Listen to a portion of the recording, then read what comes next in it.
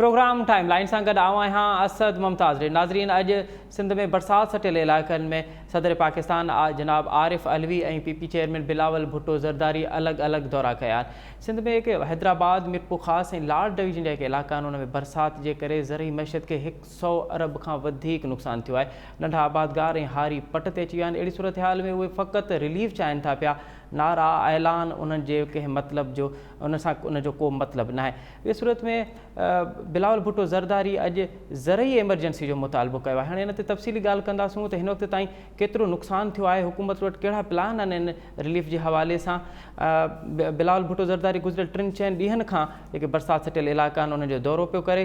इन मौज़ू ते असां तफ़सीली ॻाल्हाईंदासूं। हिन वक़्तु असांखे प्रोग्राम में जॉइन कयो आहे जनाब नवाब तैमूर टालपुर, पाण सूबाई वज़ीर बि आहिनि, ऐं जेको इलाइक़ो आहे मीरपुर ख़ासि वारो जेको सभ खां वधीक मुतासिर आहे, पाण उतां जा आबादगार बि आहिनि ऐं उन्हनि इलाइक़नि सां तालुक़ बि रखनि था पिया। नवाब साहिबु अस्सलाम वालेकुम। नवाब साहिबु, सभ खां पहिरियों त इहो ॿुधाइजो, तव्हां इन दौरे में बि हुयो, अवां हुकूमत जी तरफ़ां हुते स्पोक पर्सन बि हुयो बरसाति दौरान। इहो ॿुधाइजो त केतिरो नुक़सानु थियो आहे, ख़ासि करे ज़रई हवाले सां जेके ख़ासि 5 जेके ज़िला आहिनि उन्हनि में बरसाति केतिरो नुक़सानु कयो आहे?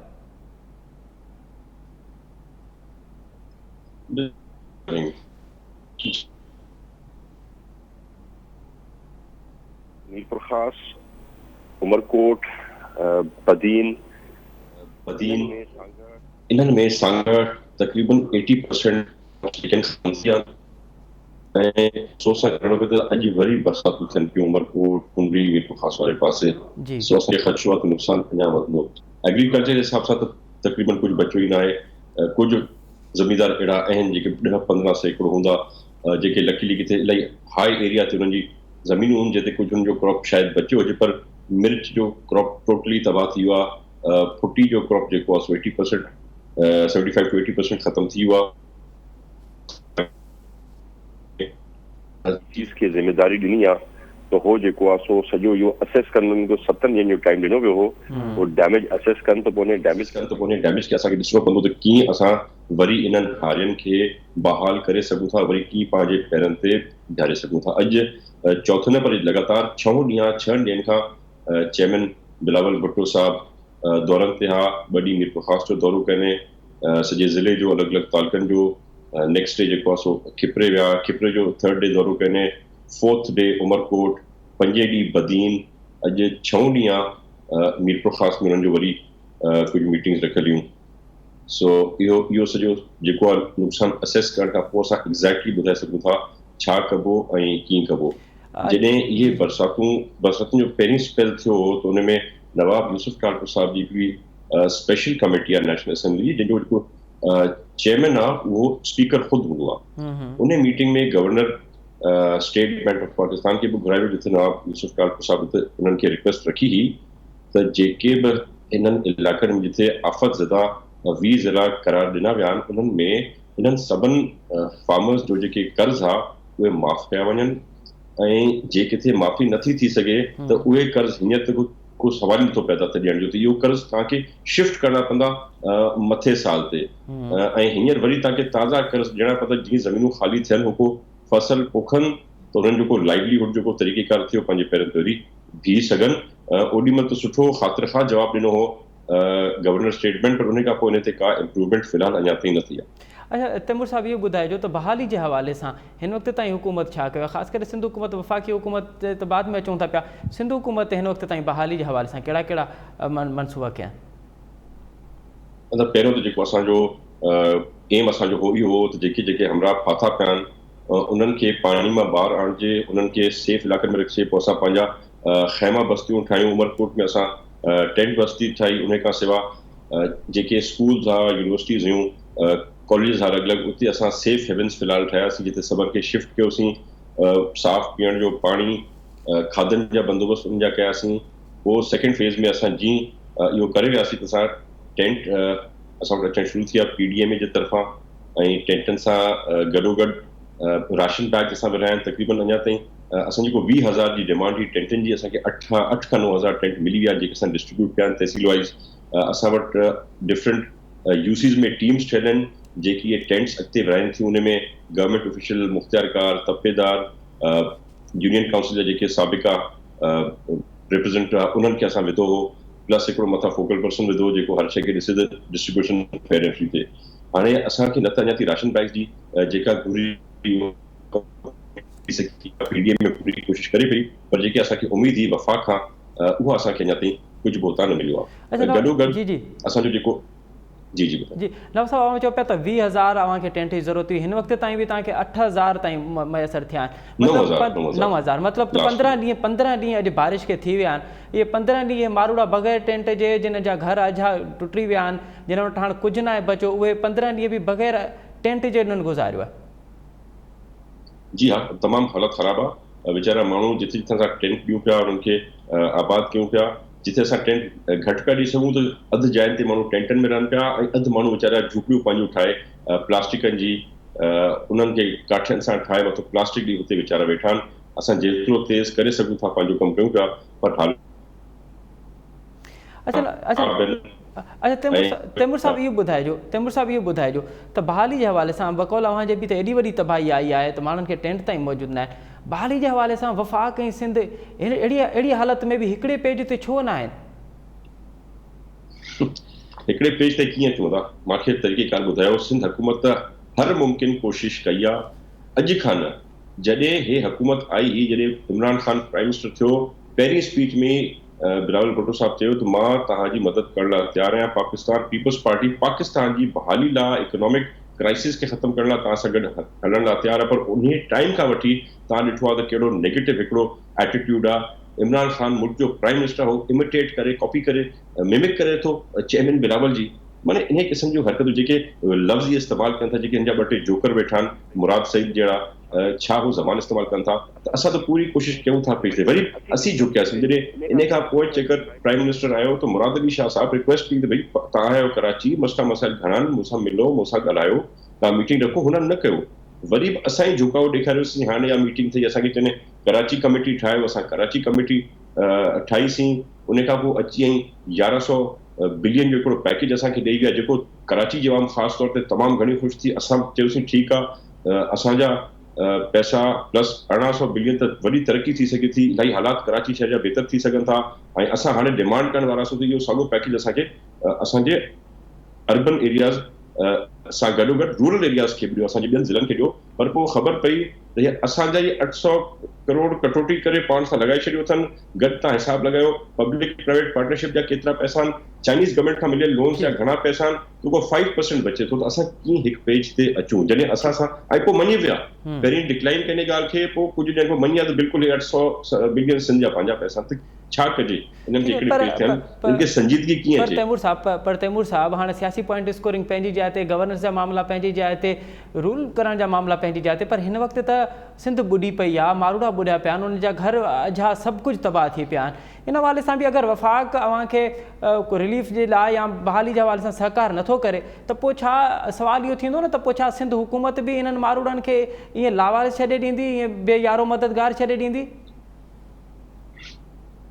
लावारिस उन्हनि छॾियो आहे जिन्हनि खे एतिरनि ॾींहंनि ताईं को ख़्याल ई न आयो त छा पियो थिए, को दौरो न थियो। इमरान ख़ान कंहिं स्पीच में ज़िक्र न कयो सिंध जन अंदरूनी सिंध जन शहरनि जी किथे का ॻाल्हि न कई। हिननि जा जेका सो को वज़ीर कंहिं ॻाल्हि कई के तव्हांखे हुते नज़र आयो त इहा जेका आहे सिंसियरिटी हे चेयरमैन बिलावल में ई जंहिं वञी कैंप करे छॾियो हुते, जेको हुते वेठो आहे सिंध गवर्नमेंट जी परफॉर्मेंस ॾिसे पियो, असांखे घुराए टेंट सिटीज़ में पेश थो करे माण्हुनि जे साम्हूं, त ॿुधाए हुनखे फ्लैग शयूं छो न मिलियूं आहिनि? त सिंसियरिटी इहा ई हूंदी आहे न साईं। तव्हां पंहिंजो वस घटि न पिया कयो, ठीकु आहे असांखे न कंदी फेडरल गवर्नमेंट मदद, त छा कंदासूं? असां पंहिंजा जेके रिसोर्सिस आहिनि सिंध जा उहे वधि में वधि अॻिते आणींदासूं, एनजीओस खे आणींदासूं, पंहिंजो कमु त असांखे बरक़रार रखणो। असां माण्हुनि खे, सिंध जे माण्हुनि खे इन तकलीफ़ में त नथा छॾियूं। उहो त ख़बर आहे इमरान ख़ान खे त इन्हनि खे सुभाणे न को सीटूं मिलणियूं आहिनि, न को वोट मिलणा, त जो इंट्रस्ट न आहे। पर घटि में घटि को इंसान जे दिलि में को दर्द त हूंदो आहे न, उहो न हूंदो आहे। ठीकु, पर तैमूर साहब ठीकु आहे, बिल्कुलु अव्हां चओ पिया त वफ़ाक़ तव्हांखे रिलीफ, वफ़ाक़ तव्हां सां सहकार नथो करे। ऐं बिलावल साहब बि चयो त 229 अरब जेके असांजा आहिनि NFC वारा उहे नथा मिलनि, अहिड़ियुनि हालतुनि में बि नथा मिलनि। पर तव्हां वटि पंहिंजी स्ट्रेटजी बि हूंदी न, तव्हां वटि पंहिंजो प्लान बि हूंदो न, त इन्हनि माण्हुनि खे इन्हनि तकलीफ़ुनि मां कीअं कढंदो तव्हां? को लाइ अमल त तव्हां जोड़ियो हूंदो न, हिन वक़्तु बि 16 ॾींहं गुज़री विया आहिनि, को ले आउट त हूंदो न अव्हां वटि? मां तव्हांखे जी ॿुधायो त असांजो पहिरियों जेको स्टेज हो असां मां रिकवर करे वियो, माण्हुनि खे सेफ चैन वठी आहियूं, उनखे ख़ैमा बस्तियूं हर शइ प्रोवाइड कयूं पिया। हाणे जेको असांजो नेक्स्ट सेकेंड फेज़ शुरू थियो उन में असांखे पूरी रिपोर्ट्स मिलंदियूं DCs खां, त पहिरीं त असां एसेस कयूं त एग्ज़ैक्टली छा डैमेज थियो आहे, ऐं पोइ असांखे ॾिसणो पवंदो त सिंध सरकार वटि घणा पैसा आहिनि, केतिरी हिननि जी मदद करे सघूं था, किथे किथे छा छा शयूं वधीक पहुचाए सघूं था। इहो सॼी स्ट्रेटजी असांजी हले पई, असां कमु कयूं पिया। अॻिते बि असांखे once this plan is final पोइ असां ॿुधाए सघूं था त असां छा करे सघूं था। ऐं पोइ जीअं मां तव्हांखे ॿुधायो त वफ़ाक़ खां जेको मिलियो, असां NGOs खां मदद वठंदासीं, ॿियनि फॉरेन कंट्रीज़ खां मदद वठंदासीं इन हालात में। तैमूर साहब, अॼु जेको बिलावल भुट्टो ज़रदारी साहब मुतालबो कयो आहे ज़रई एमरजेंसी जो, ज़रई एमरजेंसी ज़रात त हाणे प्रोविंशियल सब्जेक्ट आहे, ज़रई एमरजेंसी त सिंध हुकूमत बि लागू करे पई सघे, त पोइ वफ़ाक़ खां इहो मुतालबो छो? वफ़ाक़ खां इहो मुतालबो इन करे आहे छो त जेके बैंकिंग सिस्टम्स आहिनि, जेके बि कर्ज़ा वठनि था आबादगार, उहो हिकु वफ़ाक़ जो सब्जेक्ट हूंदो आहे। तव्हांजी मेन जेको डोनर हूंदी आहे लोन्स जी, उहा आहे agriculture development bank of Pakistan, जेका वरी फेडरल गवर्नमेंट जे अंडर स्टेट बैंक जे गवर्नर सां रिलेटेड हूंदी आहे। इन करे इहा इमरजेंसी जे वफ़ाक़ खां सवाइ सिंध हुकूमत में कुझु नथी करे सघे जॾहिं बैंकिंग सेक्टर कान हुजे। पर तैमूर टालपुर साहब, ये ज़रई तरक़ियाती बैंक के थ्रू तव्हां सिंध हुकूमत भी करे पई सघे, ये सभु जेके मामला तव्हां वफ़ाक़ जे लाइ ॿुधायो पिया, ये तव्हां पाण बि त करे था सघो, सिंध बैंक भी आहे। बैंकिंग सेक्टर में प्रोविंशियल असांखे को बि ऑटोनॉमी या पावर्स न आहिनि। हिकु फेडरल सब्जेक्ट आहे जेको स्टेट बैंक वटि हूंदो आहे। जे असांखे प्राइवेट बैंक्स वटि वञिणो आहे त उहो बि स्टेट बैंक जेको गवर्नर आहे उहो ई फोकल पर्सन आहे जेको हुननि खे कॉन्ट्रैक्ट करे हुननि खे अहकामात ॾेई सघे थो। सिंध हुकूमत जो बैंकिंग सिस्टम में को न, पर सिंध बैंक त आहे, सिंध बैंक जे थ्रू बि तव्हां कर्ज़ ॾेई पिया सघो, तव्हां रिलीफ जे लाइ कुझु न कुझु आबादगारनि खे ॾेई पिया सघो। ऐं हिकु हफ़्तो पहिरियां असां इन प्रोग्राम में वरितोसीं ज़ाहिद बुरगली साहब खे, जेको ज़रात जे हवाले सां ज़रई अॻवान आहे, उन ॿुधायो त हिकु काथे तौरु 500 अरब रुपयनि जो हिन वक़्त ताईं नुक़सानु थियो आहे आबादगार निहारियुनि जो। नुक़सानु तमामु घणो थियो आहे। कंहिं फिगर ते अचणु अञा ताईं जेको आहे सो मां सम्झो मुनासिब न हूंदो, को फिगर गेस करणो पवंदो। तैमूर साहब 16 ॾींहं गुज़री विया आहिनि, अवां हिकिड़ो अंदाज़ो त ठाहियो हूंदो न तव्हां त एतिरो नुक़सानु थियो आहे। मां सम्झो जेको बुरगली साहब चवनि पिया हुनजो 25 खां 30 सैकड़ो 40 सैकड़ो त असां नुक़सानु ॾिठो आहे, हुन में को शक शुबो न आहे। अच्छा, जेको असां पंहिंजे अखियुनि सां ॾिठो आहे। मतिलबु 150 खां 200 अरब रुपया आहिनि, पर इहे त हाणे 150 खां 200 अरब त सिंध बैंक बि ॾेई सघे थी पई, सिंध हुकूमत बि कुझु न कुझु इन्हनि खे रिलीफ करे पई सघे। त वफ़ाक़ ते जेसिताईं वफ़ाक़ मदद करे तेसिताईं कुझु न कुझु तव्हां ऐलान कयो आहे हिन 16-17 ॾींहंनि? ऐलान असां करण जी स्टेज में न आहियूं। असां फ़िलहाल तव्हांखे जीअं ॿुधायोसीं, असां पूरो एसेस करे पोइ ऐलान कंदासीं। असां हींअर बि कंहिंखे पंहिंजो अकेलो न छॾियो आहे, हींअर बि उन्हनि सां सिंध हुकूमत गॾु वेठी आहे। हर ज़िले में फोकल पर्सन आहे, हर ज़िले में चीफ मिनिस्टर पाण विज़िट करे पियो, उन खां पोइ बिलावल भुट्टो साहब पाण विज़िट कनि पिया। त असां पंहिंजो कमु कयूं पिया। जिथे सिंध बैंक जी ज़रूरत हूंदी, सिंध बैंक हुते बिल्कुलु पंहिंजा लोन्स ॾींदी। जिथे सिंध हुकूमत जी ॻाल्हि हूंदी, उहो पंहिंजो हर हिसाब सां मदद कंदी ऐं करे पई। पर वरी जेके बैंकिंग लोन जो सिस्टम आहे नंढो तमामु लिमिटेड, को 20% में या 10% में न हूंदो, या 5% में शायदि हुजे जेको सिंध बैंक खां लोनिंग थी हुजे। पर जेके पुराणा लोन्स खयल आहिनि माण्हुनि जा, उहो मेजॉरिटी सॼा खयल आहिनि from the agriculture development bank. इन करे हुते वफ़ाक़ खे पंहिंजो किरदारु हर सूरत में कुझु साम्हूं आणणो पवंदो, जे हो वरी चाहिनि था त वरी किथां खां सीट कढण जी कोशिशि करे सघनि। ठीकु, नवाज़ साहब इहो ॿुधायो त बकोल अव्हां जे त 9,000 टेंट के हिन वक़्तु आहिनि, पर 20,000 टेंट जी ज़रूरत आहे। हिकु त इहो त 11,000 टेंट केतिरनि ॾींहंनि में के इन्हनि बरसाति सटियल माण्हुनि ताईं मैसर करे वेंदो। ऐं ॿियो, अगरि वफ़ाक़ मुकमल तव्हांखे जवाबु ॾिए थी पई, जेका असांखे नज़र बि अचे थो पियो त अव्हांजी ख़ुदि जी हिकु सिंध जी ख़ुदि जी जेका पोज़ीशन आहे माशी हवाले सां उहा कमज़ोर आहे, त पोइ तमामु तर सूरत हाल में सिंध हुकूमत वटि प्लान कहिड़ो आहे, इहो ॿुधायो। पहिरीं ॻाल्हि त असांखे ईअं न सोचणु खपे, छो त वफ़ाक़ खे इहो मद्देनज़र रखिणो पवंदो त सिंध बि जेको आहे पाकिस्तान जो ई सूबो आहे, रुगो पंजाब ऐं KP के न आहिनि पाकिस्तान में। असीं को हिंदुस्तान या इंडिया जो हिसो न आहियूं, त असांखे पंहिंजो जेको ड्यू शेयर आहे उनखे हर हाल हर सूरत ॾियणो पवंदो। बाक़ी जेके सिंध गवर्नमेंट जा रिसोर्सिस आहिनि उहे एट पार असां वटि असां यूज़ कंदासीं। हे टेंट केतिरे ॾींहंनि में तव्हां मैसर कंदो? असांखे हर ॿिए ॾींहुं 2,000 2,500 टेंट मिलनि था, कॾहिं 1,000 मिलनि था। ऐं पोइ जिन्हनि एरिया ते वधीक ज़रूरत हूंदी न, मां सम्झो उनखां पहिरीं थींदा, छो त पहिरीं तमामु घणनि ज़िलनि में सॼो डिस्ट्रीब्यूशन थिए पई। हाणे कुझु ज़िलनि में पूरो थियो आहे त ॿियनि में हाणे वधीक ॾियूं पिया। मां सम्झां वधीक नेक्स्ट 4 to 5 डेज़ में असांजी जेका ज़रूरत आहे टेंट्स जी पूरी थी वञणु खपे। अच्छा तैमूर साहब, एक तो बरसात तबाही आंदी आंदी इन इलाक़नि में, ॿियो जेको LBOD जो टुटण आहे उन भी तमामु वॾी तबाही आंदी आहे। त हाणे मुस्तक़बिल जे हवाले सां इहा तबाही न अचे, LBOD खे महफ़ूज़ कजे या LBOD जो जेको पूरो निज़ाम आहे उहो तब्दील कजे, हुकूमत इन LBOD जे हवाले सां कहिड़ी स्ट्रेटजी रखे थी पई?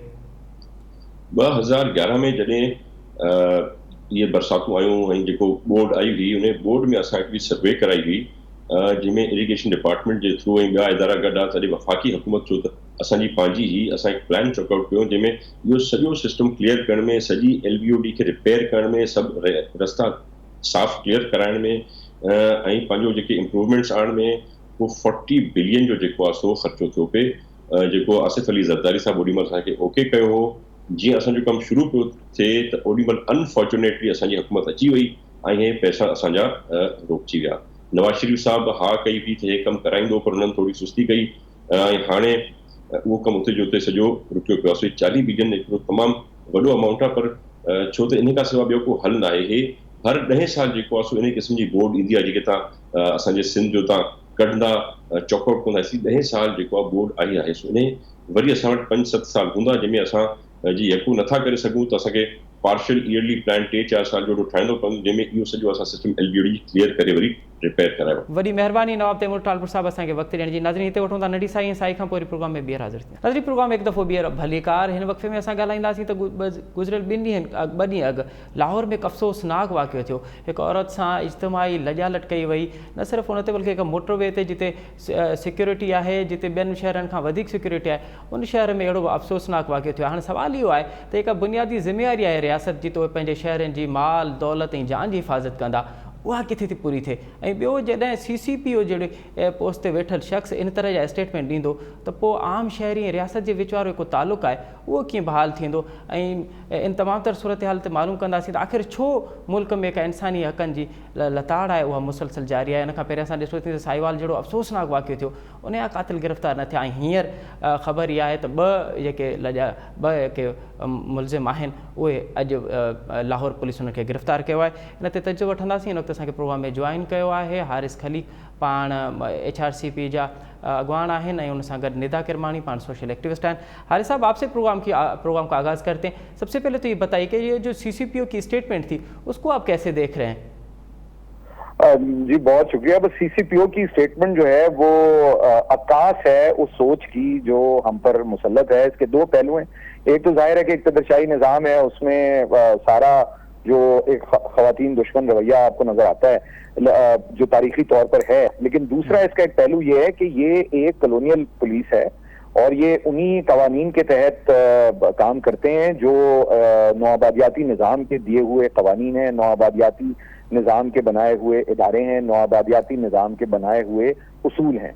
उसमें शहरी नहीं होते, रियाया होते हैं। और ख़वातीन जाहिर है कि उसमें सबसे ज़्यादा ख़वातीन और बच्चे वो सबसे ज़्यादा इस निज़ाम का शिकार हैं। और मैं नहीं समझता कि CCPO कोई वाहिद फर्द है, यानी एक आदमी है जिसने ये बात की है। मेरा ख्याल है कि ये एक अमूमी सोच है और इस सोच का तदारुक करने की जाहिर है कि ज़रूरत है। जी हारिस साहब, अगर ये अमूमी सोच है, ये समाज की सोच है, तो फिर ये समाज किस तरफ जा रहा है? नहीं, समाज की सोच को तो बदला जा सकता है अगर हुकूमत संजीदा हो और रियासत के अपने इदारे जो उनमें जिस किस्म की एक रवैयों में तब्दीली की जरूरत है वो ज्यादा बड़ा मसला है। और समाज का भी जाहिर है कि मसला अपनी जगह है, लेकिन जो आपके अगर इदारे स्ट्रक्चरल डिस्क्रिमिनेशन करते हों और उसमें यकीन रखते हों तो मामला बहुत गंभीर हो जाता है। और किस तरफ जा रहा है, जाहिर है कि हम बर्बादी की तरफ जा रहे हैं। ये तो नजर आ रहा है सबको कि ये कोई इस वक्त सूरत हाल पाकिस्तान में पहले से खराब है। जो जराइम है मुख्तलिफ, चाहे वो मजहबी अक़लियतों के खिलाफ हों, ख़वातीन के खिलाफ हों, बच्चों के खिलाफ हों, दीगर कमजोर तबकात के पाकिस्तान के में जो जराइम है उनके खिलाफ वो उनमें इजाफा देखने में आया है और उनमें मुसलसल इजाफा हो रहा है। हम उसे चूंकि मॉनिटर करते रहते हैं, देखते रहते हैं, इकट्ठी करते हैं वो मालूमात, तो वो सूरत हाल बहुत मैं समझता हूँ कि नाजुक है इस वक्त और तशवीशनाक है। जी हारिस खलील साहब, फिर सवाल यही उठता है ना कि तो फिर रियासत की जो बुनियादी जिम्मेवारी है कि वो अपने शहरियों की जान और माल की हिफाजत करेगी, तो फिर क्या वो जान और माल की हिफाजत हम समझें कि अब रियासत अब शहरी खुद करें, रियासती इदारे अब उसकी कोई जिम्मेवारी नहीं उठती उन पर? دیکھیے ان پہ ہی ذمہ داری ہے. میں یہ نہیں کہہ رہا کہ شہری خود کریں, شہری خود کس حد تک خود کر سکتے ہیں, اور پاکستان میں تو اکثریت جو ہے وہ دیکھیے ڈگریز آف مارجنلائزیشن ہے نا پاکستان میں, اس میں کچھ بہت زیادہ حاشیہ نشین ہے, کوئی کم ہے, لیکن جو ریاست ہی کی ذمہ داری ہے, ہمارا فرض یہ بنتا ہے کہ ہم ریاست سے یہ مطالبہ کریں اور ریاست پر یہ دباؤ ڈالیں کہ وہ اپنی ان ذمہ داریوں کو خاطر خواہ طور پر ان ذمہ داریوں کو پورا کرے. اور جب تک وہ ذمہ داریاں ریاست پوری نہیں کرتی, سماج میں بگاڑ اور سماج میں خرابی بڑھتی چلی جائے گی, کیونکہ ایک اثر ہوتا ہے جو ریاست کے ادارے ہیں یا ریاست کو جو لوگ چلا رہے ہیں, چاہے وہ پارلیمان ہے, نوکرشاہی ہے, عسکری ادارے ہیں, عدلیہ ہے, اور اسی میں ظاہر ہے کہ جو ایگزیکٹو ہے, سرکار ہے, اس میں پولیس بھی اس کا ایک بہت اہم حصہ ہے. تو وہ اگر وہی ادارے جو ہیں وہ ان کے یہ خیالات ہوں گے اور ان کی ہی وہی قانون شکنی پر آمادہ ہوں گے, تو ظاہر ہے کہ سماج میں تو بگاڑ بڑھے گا. اور ہمارا کام یہی ہے کہ ان پہ دباؤ ڈالیں, مطالبہ کریں, زور دیں. اس کے لیے جس طرح سے بھی جدوجہد کی جا سکتی ہے وہ کی جانی چاہیے. وہ کمزور ہے, یہ میں تسلیم کرتا ہوں کہ پاکستان میں جو شہریوں کا دباؤ ہے, چونکہ سیاسی جماعتوں کے ذریعے سے بہت سا جو بنیادی ایجنڈا ہے وہ طے ہوتا ہے ترقی کا اور تبدیلی کا, تو سیاسی جماعتوں کا حال چونکہ ناگفتہ بے ہے, تو اور اس میں جو سیاسی آپ کا جو پورا نظام ہے اس میں بے انتہا مداخلت ہے اور غیر آئینی طور پر آپ پاکستان کو چلانے کی کوشش کرتے ہیں. تو اور اگر کوئی اس میں مثبت چیزیں ہوئی بھی ہیں تو ان پہ عمل درآمد نہیں ہوتا. اگر کوئی مثبت قوانین بنائے بھی گئے ہیں, جو کہ بنائے گئے ہیں کافی بڑی تعداد میں پچھلے 18 برس میں, ان پہ عمل درآمد نہیں ہوتا, تو ظاہر ہے کہ ہمارا یہی کام ہے. اور لیکن یہ جو آپ نے جو بات کی کہ مایوس بہرحال نہیں ہونا چاہیے, کیونکہ ایک جدوجہد ہے, اس میں مایوسی کی بات نہیں ہے, مگر افسوس بہت ہوتا ہے کیونکہ خرابی پہلے سے بڑھ گئی. ٹھیک ہے. ندا کرمانی صاحب, آپ کیسی دیکھ رہی ہیں؟ آپ ایک عورت بھی ہیں, ایک سوشل ایکٹیوسٹ بھی ہیں. یہ جو CCPO کی اسٹیٹمنٹ تھی ونگ عورت, آپ اس کو کیسے دیکھ رہی ہیں؟ تھینک یو سو مچ. میں بالکل حارث خلیل صاحب کی باتوں سے اتفاق کرتی ہوں.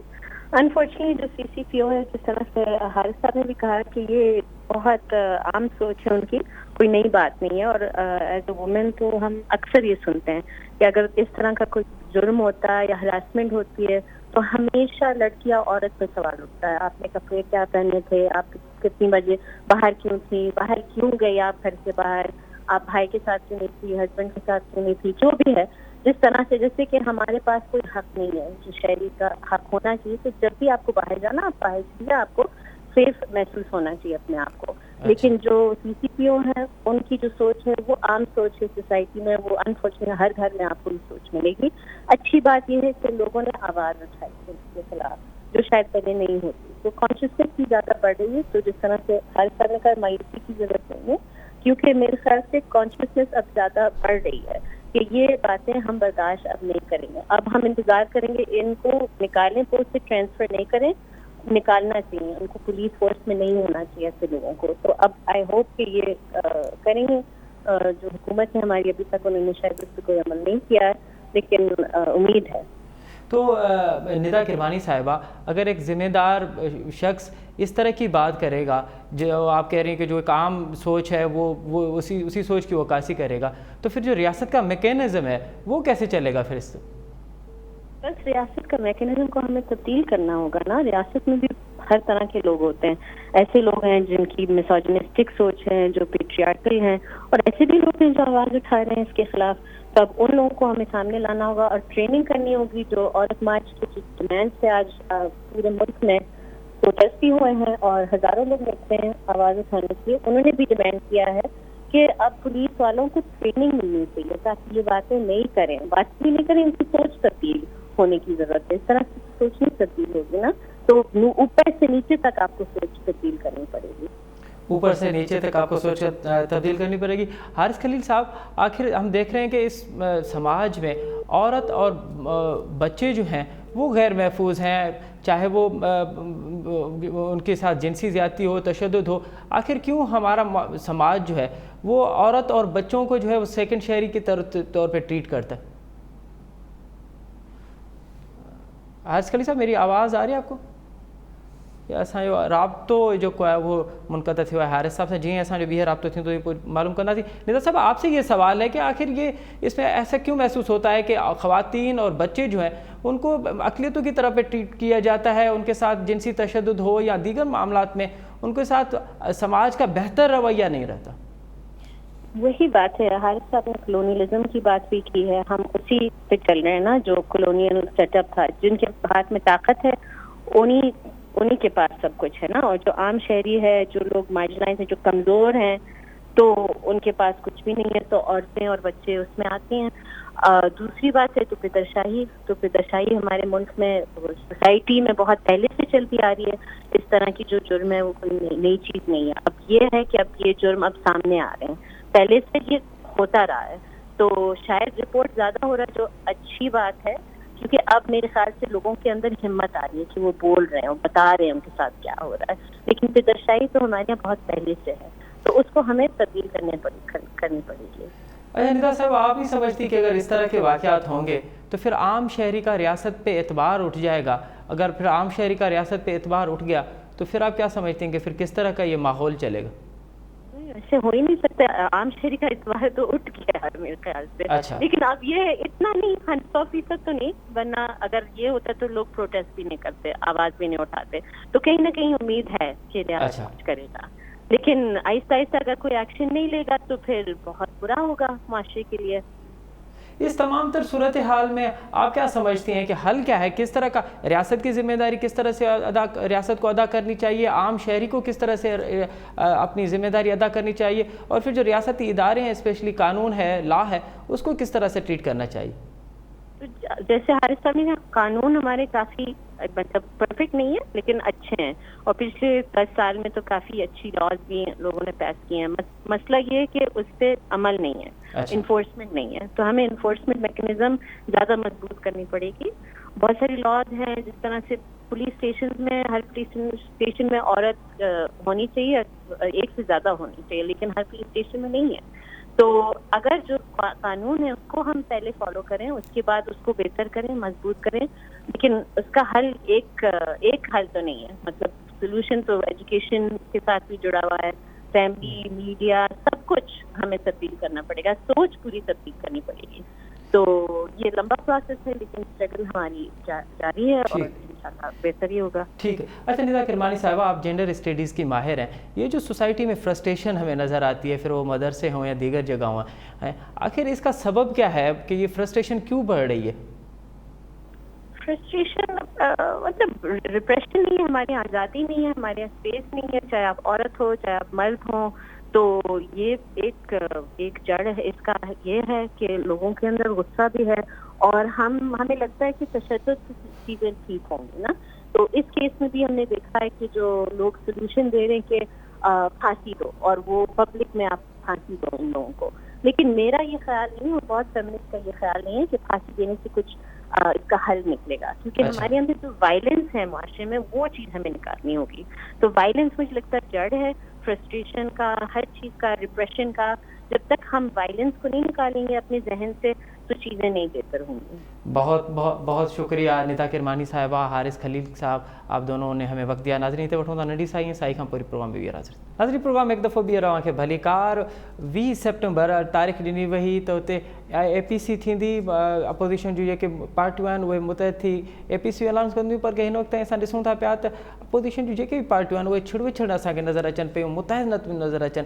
ॿिए पासे शेख रशीद जी इहा स्टेटमेंट त आउं APC खे उन जे थियण खां अॻु में ई फेल करार ॾियां थो पियो। इन ते तजुर्बो वठंदासीं। हिन वक़्तु असांखे प्रोग्राम में ज्वाइन कयो आहे मुल्क जे नाले वारे तज निगार ऐं लेखक जनाब फारूक तारिक साहब। फारूक तारिक साहब, आपको प्रोग्राम में भली कार। ये बताइए कि 20 तारीख की अनाउंसमेंट तो हुई है, लेकिन अब तक हमें अपोजिशन सरगर्म नज़र नहीं आती, मुत्तहद नज़र नहीं आती, क्या समझते हैं आप, आखिर सबब क्या है? वो मुत्तहद है ही नहीं है, उनके काफ़ी इख्तलाफात हैं। पीपल्स पार्टी को डर है कि नून लीग कहीं बाजी ना जीत जाए, और यही नून लीग का पीपल्स पार्टी के बारे में ख्याल है। और फिर इन दोनों को डर है जमीयत उलमा इस्लाम का, अच्छा, जिसने पेशावर में भी बहुत बड़ा एक जलसा किया है और आज भी उसकी ताकत के मुख्तलिफ मुजाहरे जो है वो नजर आए हैं। तो दोनों पार्टियों को ये भी डर है कि अपोजिशन में रहते हुए उनके वोटों को जमीयत उलमा इस्लाम अपनी लपेट में न ले जाए। तो इस तरीके से एक डर और खौफ तो इस अपोजिशन के दरमियान पहले दिन से ही मौजूद है, जिसकी वजह से कोई एक्शन पे जाने को तैयार नहीं है। गुफ्तगू कर लेते हैं, APC भी इनकी बाज़ हो जाती है, लेकिन जब भी एक्शन का डिसाइड हुआ है وہ ایکشن کبھی پایا تکمیل تک ان کا نہیں پہنچا، یا راستے میں چھوٹ گیا یا پھر یہ آپس میں تقسیم نظر آئے. تو میرے خیال میں مشکل ہے اس اپوزیشن کا موجودہ صورتحال میں ایک ایسا اتحاد قائم کرنے کا جو حکومت کے لیے ایک ریئل چیلنج کے طور پر سامنے ابھر آئے. اچھا، آپ کہہ رہے ہیں کہ ان کو ایک دوسرے سے ہی ڈر ہے، لیکن ہم نے دیکھا کہ مارچ کیا ہے فضل الرحمان صاحب نے. اب آپ سمجھتے ہیں کہ اگر اے پی سی ہو بھی جائے تو حکومت کو اس سے کوئی ڈر نہیں ہوگا، اس سے کوئی خوف نہیں ہوگا؟ نہیں، حکومت کو تو یہ ڈر ہے کہ اگر یہ اکٹھے ہو گئے تو پھر ہمارے لیے مشکلات پیدا ہوں گی. لیکن حکومت کے اپنے بھی رابطے ان پارٹیوں کے اندر موجود ہیں جن کو مختلف انداز میں مختلف طریقوں سے وہ استعمال کرتے رہتے ہیں. لیکن اگر یہ اپوزیشن متحد ہو جائے تو یہ ایک بڑی مضبوط اور بڑی پاورفل اپوزیشن ہے جس کی اسٹریٹ پاور موجود ہے. دیکھیں، آج بھی مسلم لیگ نواز پاکستان کی سب سے پاپولر جو ہے وہ جماعت ہے، تحریک انصاف اس کے بعد آتی ہے، پیپلز پارٹی تیسرے نمبر پہ. لیکن اسٹریٹ کے لحاظ سے مولویوں کے پاس بھی ایک بڑی جو ہے وہ طاقت موجود ہے. اس لحاظ سے حکومت کو ڈر تو ہے، اور یہی ڈر اسے اس بات پر جو ہے وہ آمادہ کرتا رہتا ہے کہ کسی طریقے سے ان کو اکٹھا نہ ہونے دیا جائے، ان کو کسی نہ کسی طریقے سے آپس میں لڑوانے کی ترغیبوں میں مشغول رکھا جائے. اچھا فاروق صاحب، آپ دیکھ رہے ہیں کہ اپوزیشن تو متحد نہیں ہے، لیکن اس کے باوجود حکومت ڈیلیور نہیں کر پا رہی. 2 سال مکمل ہوئے ہیں، جو وعدے کیے گئے تھے وہ پورے نہیں ہو رہے، اور دیگر معاملات میں بھی حکومت کا جو گراف ہے وہ نیچے سے نیچے جا رہا ہے. سبب کیا سمجھ رہے ہیں آپ؟ دیکھیں، یہ ایک بڑی عجیب و غریب صورتحال ہے، ایک بڑا المیاتی صورتحال ہے کہ ایک ان پاپولر حکومت ہے. اپوزیشن کافی مضبوط ہے لیکن کٹھی نہیں ہے، جس کی وجہ سے لوگ لاچارگی کا، بے بسی کا شکار ہو گئے ہیں. انہیں نظر نہیں آتا کہ یہ حکومت کس طرح جائے گی. حکومت تو بالکل ان پاپولر ہے، اس میں کوئی شک ہی نہیں ہے. جس طریقے سے انہوں نے چینی کی، انہوں نے گندم کی، اور جو عام مصنوعات ہیں، تیل کی، گیس کی مصنوعات میں جو ہے وہ ان کی قیمتوں میں اضافہ کیا ہے. اور بے روزگاری جو اس عرصے میں پھیلی ہے، اور خاص طور پر پڑھے لکھے نوجوانوں میں جو بے روزگاری پھیلی ہے، اس کی کوئی اور مثال ہمیں نظر نہیں آتی. 1 کروڑ آدمی تو اس کرونا کی وجہ سے بے روزگار ہو گیا. انفارمل سیکٹر تو بالکل فارغ ہو گیا تھا. اور اس کے باوجود کہ یہ حکومت ڈیلیور نہیں کر رہی، لیکن یہ حکومت چل رہی ہے، اس کی ایک بڑی وجہ اس اپاہج اپوزیشن کی ہے جو بیساکھیوں کے سہارے ہی چل رہی ہے. اپنی طاقت کا استعمال کرنا شاید ابھی تک انہوں نے سیکھا ہی نہیں. اچھا فاروق صاحب، 2 اپوزیشن کی بڑی پارٹی ہیں، نون لیگ اور پیپلز پارٹی. اب نون لیگ، پیپلز پارٹی چاہتی ہے کہ ان ہاؤس تبدیلی ہو، نون لیگ چاہتی ہے کہ نئی الیکشنز ہو. آپ کیا سمجھتے ہیں کہ زیادہ معقول چیز کیا ہے اس تمام تر صورتحال میں؟ زیادہ جو زیادہ بہتر مطالبہ ان دونوں میں سے کیا ہو سکتا ہے؟ دیکھیں، اگر یہ ایگری کریں کہ ہم نے اس حکومت کو ہٹانا ہے تو دونوں طریقوں سے کام ہو سکتا ہے. اچھا، مثلا ان ہاؤس بھی جو ہے وہ تبدیلی بالکل ممکن ہے. کوئی بڑی ان کے پاس طاقت نہیں ہے، اور زرداری صاحب کو بڑے ٹیکٹس آتے ہیں ان ہاؤس تبدیلیوں لانے کے. انہوں نے تو حاصل بزنجو صاحب کو بھی اس وقت جیتنے نہیں دیا تھا، جبکہ وہ ان کے اپنے ہی امیدوار تھے، اور سینٹ کا وہ چیئرمین کا الیکشن ہار گئے تھے. اور بلوچستان کی حکومت بھی زرداری صاحب نے تبدیل کرا دی تھی اس وقت جب نون کی حکومت تھی. تو زرداری صاحب اگر چاہیں تو یہ ایک آپشن ان کے پاس موجود ہے، اور وہ طریقہ کار بھی جانتے ہیں. لیکن دوسری جانب مسلم لیگ نواز کو ڈر یہ ہے کہ ان ہاؤس تبدیلی کے بعد کیا ہوگا، کون آئے گا پاور میں. اور اس وقت انہیں نظر آ رہا ہے کہ بلاول کافی پاپولر ہے، کافی کراؤڈ پولر تقریریں کر رہا ہے. تو یہ ایک ڈر بھی موجود ہے. نواز شریف موجود یہاں پہ نہیں ہے. شہباز شریف کی وہ کریڈیبلٹی نہیں ہے جو میاں نواز شریف کی ہے.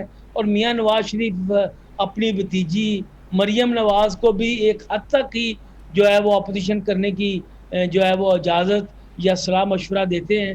تو اس لحاظ سے جو مسلم لیگ نواز کا ایک مطالبہ ہے کہ نئے الیکشن کے ذریعے حکومت کو ہٹایا جائے، یہ حکومت کو وقت دینے کے مترادف مجھے نظر آتا ہے. فاروق صاحب، آپ سمجھتے ہیں کہ حاصل بزنجو کو آصف زرداری نے جیتنے نہیں دیا تھا؟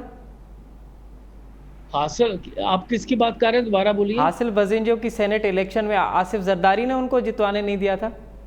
پورا یقین ہے حاصل بزنجو صاحب جیت رہے تھے، لیکن پیپلز پارٹی کے کچھ سینیٹرز نے ووٹ نہیں دیے. اچھا اور یہ بڑی انہونی بات تھی کہ مرحوم حاصل پسند جو ہاتھ کھڑا کرنے پہ الیکشن جیت گئے تھے اپنے انٹرنل میٹنگ میں اور 64 انہوں نے ووٹ لیے تھے, لیکن اس کے فوری بعد جو ہے وہ ووٹ کم ہو گئے. وہ کیسے ووٹ کم ہو گئے؟ دونوں پارٹیوں نے کہا ہم تحقیق کریں گے, سزا دیں گے. کس کو سزا دی آج تک؟ کسی کو نکالا, کسی سے حساب لیا, کوئی شو کاز نوٹس جاری کیا نہیں دیا کسی دونوں پارٹیوں نے. لیکن میرے خیال میں وہ ایک بڑی المیاتی بات تھی. حاصل پسند اگر چیئرمین ہوتے سینٹ کے تو آج شاید صورتحال کافی بدلی ہوئی ہوتی. اچھا فاروق طارق صاحب, شیخ رشید صاحب بار بار یہ اسٹیٹمنٹ دے رہے ہیں کہ سال کے آخر تک نون لیگ سے شین لیگ الگ ہو جائے گی. آپ سمجھتے ہیں کہ نون لیگ میں بھی اب ایک اور گروپ بننے والا ہے؟ جیسے ہم نے ماضی میں دیکھا کہ کاف لیگ الگ ہو گئی, پھر یہ دیگر مسلم لیگ جو ہے وہ الگ ہوتی جاتی ہیں. تو آپ سمجھتے ہیں کہ اب شہباز شریف بھی ایک اپنی الگ پارٹی بنائے گا, کیونکہ اب اس کی پارٹی میں وہ پوزیشن نہیں رہی جو 4 مہینے پہلے تھی؟ آپ شیخ رشید صاحب کی باتوں کو اتنا سنجیدہ نہ لیا کریں. اچھا وہ چھوڑتے رہتے ہیں, ان کی کوئی ایک بات شاید پوری ہو جاتی ہے, 20 باتیں ان کی غلط ثابت ہوتی ہیں. وہ ہمیشہ ایک ایسی ہوائی بات کرتے ہیں کہ لگ گئی تو لگ گئی, نہ تو نہ سی. ان کی کون سی کریڈیبلٹی کا ایشو ہے؟ تو میرے خیال میں مسلم لیگ نواز علیحدہ نہیں ہوگی. جو شریف بردرز ہیں ان کی فیملی ٹائز بہت مضبوط ہیں, اور وہ اس فیملی ٹائز کو ٹوٹنے نہیں دیں گے, کمپرومائز کرتے رہیں گے. میرے نہیں خیال کہ شیخ رشید کی باتوں میں کوئی صداقت مجھے نظر. بہت شکریہ فاروق طارق صاحب ہمیں وقت دینے کے لیے. ناظرین ساں گڈ کے پروگرام جو وقت پہ پجانی تے پتو اسد ممتاز ریٹ کی ڈیندا اجازت. اللہ بھائی.